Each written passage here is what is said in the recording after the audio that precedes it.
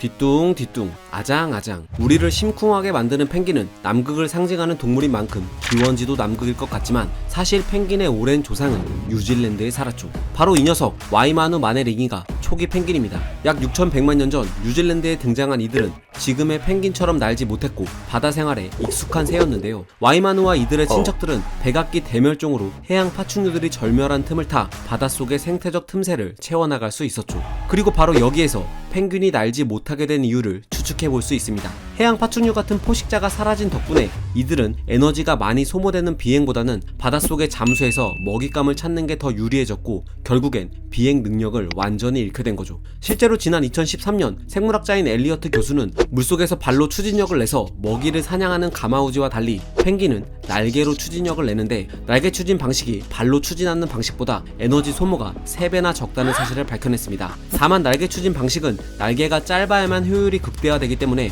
비행을 포기해야만 합니다. 즉 펭귄의 조상은 비행이냐 아니면 최적화된 물속 사냥이냐 란 선택지 중 비행을 포기하고 물속 사냥을 선택했다는 거죠. 아마 백악기 대멸종으로 바닷속의 위협적인 포식자가 사라지지 않았다면 이런 극단적인 방향의 진화는 불가능했을지도 모릅니다. 그리고 뉴질랜드에서 출현한 펭귄 조상들은 시간이 지남에 따라 주변 대륙으로 퍼져나가며 진화를 거듭했는데 가장 먼저 5900만 년 전쯤에는 뉴질랜드와 가까운 남극 대륙으로 진출했으며 이 과정에서 일부 종들은 몸집이 거대해졌습니다. 현재 가장 큰 펭귄은 황제 펭귄으로 이들은 키가 약 1.2m인데 반해 5600만 년 전에 살았던 펭귄인 쿠미마누는 키가 1.7m에 몸무게는 90kg에 달했으며 안트로포로니스나 팔라이에오디테스 속의 종들은 키가 거의 2m에 육박할 정도라서 이들에 비하면 황제 펭귄은 꼬꼬마 수준이었죠. 아마 남극에서 이런 펭귄들과 마주쳤다면 귀엽다는 소리는 쏙 들어갔을 겁니다. 그런데 이토록 거대했던 펭귄들은 2300만 년 전부터 자취를 감춰버리기 시작했는데요. 도대체 이들이 멸종한 이유는 뭘까요? 지난 2005년 조류학자인 앨런 베이커는 흥미로운 가설 2가지를 제시했습니다. 첫 번째는 경쟁자 가설로 약 4천만 년 전쯤에 이빨고래류가 바다에 등장했고 대형 펭귄들이 이들과의 먹이 경쟁 혹은 이들에게 잡아먹히는 처지가 되면서 점차 개체수가 줄고 결국엔 멸종하게 됐다는 주장이죠. 두 번째는 기후 가설로 약 3400만 년 전부터 남극 대륙이 빠르게 얼음으로 뒤덮이기 시작했는데 이때 대부분의 대형 펭귄들은 추운 기후에 적응하지 못해 사라졌고 황제 펭귄 속과 젠투 펭귄 속 2가지 속 5종의 펭귄들만이 남극 대륙에서 생존을 이어나갈 수 있게 됐다고 주장했습니다. 더 재미있는 건 이러한 남극 대륙의 냉각이 펭귄이 여러 대륙으로 진출하는 계기가 됐다는 사실이죠. 남극이 얼어붙자 일부 펭귄들은 조금이나마 따뜻한 곳을 찾아 나서게 됐고 먼저 남극과 가장 가까웠던 남미 대륙으로 진출하면서 이곳에 자리 잡은 펭귄들은 지금의 마젤란 펭귄과 훔볼트 펭귄으로 분화됐죠. 반면 3000km 떨어진 호주나 3800km 떨어진 아프리카 대륙은 거리가 먼 탓에 소수의 펭귄들만이 진출했습니다. 3700만 년 전쯤 호주 대륙으로 진출한 펭귄들은 지금의 쇠푸른 펭귄으로 한편 아프리카 쪽으로 진출한 펭귄은 일명 케이프 펭귄이라 불리는 자카스 펭귄으로 분화됐죠. 자, 그런데 여기서 의문점이 하나 생깁니다. 펭귄은 찬물에서만 살아갈 수 있는데 어떻게 이렇게 다양한 기후대로 진출할 수 있었던 걸까요? 특히 열대 기후대에 위치한 갈라파고스에서도 펭귄이 사는 걸 보면 이런 의문은 더욱 커져만 가는데요. 그 답은 해류에서 찾을 수 있죠.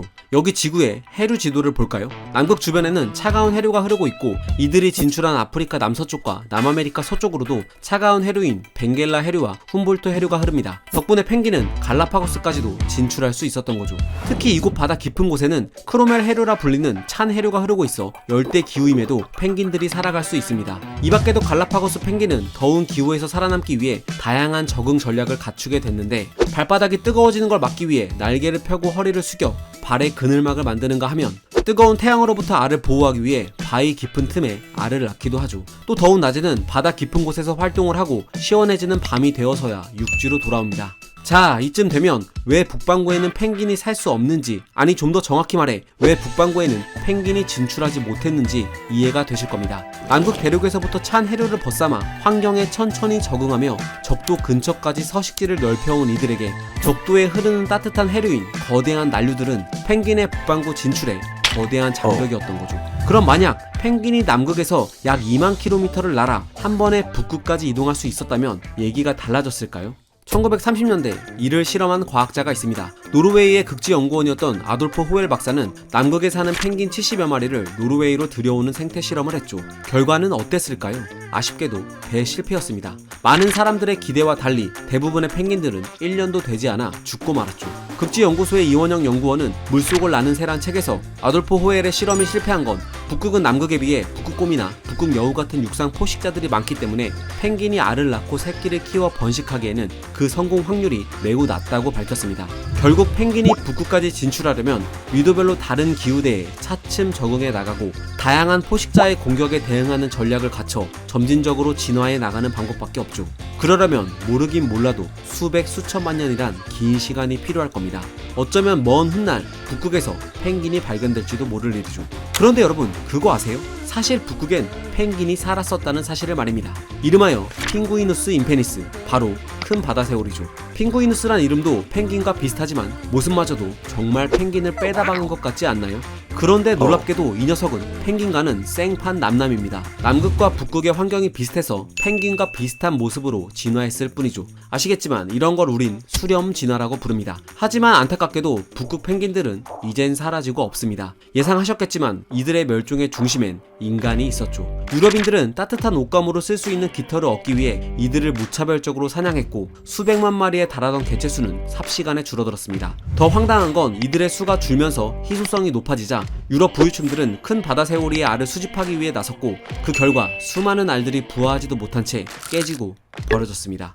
결국 1844년 북극해의 작은 섬에 살던 마지막 큰 바다새우리 암수 한 쌍마저 밀렵군에 의해 목이 비틀려 죽게 되면서 이들은 지구에서 영영 자취를 감췄죠. 이후 유럽 탐험가들은 남반구 끄트머리에서 날지 못하는 새를 발견하고는 펭귄이라고 이름 짓게 되는데 이는 펭귄이 멸종한 큰 바다새우리를 닮았기 때문이었죠. 정말 아이러니하지 않나요? 어쩌면 펭귄이 북반구에 진출하지 못했던 건, 아니 진출하면 안 되는 건 난류뿐만이 아니라 인간이란 거대한 장벽 때문은 아닐까라는 생각도 드네요. 과학은 세상을 보는 창, 지금까지 과학 드림이었습니다. 감사합니다.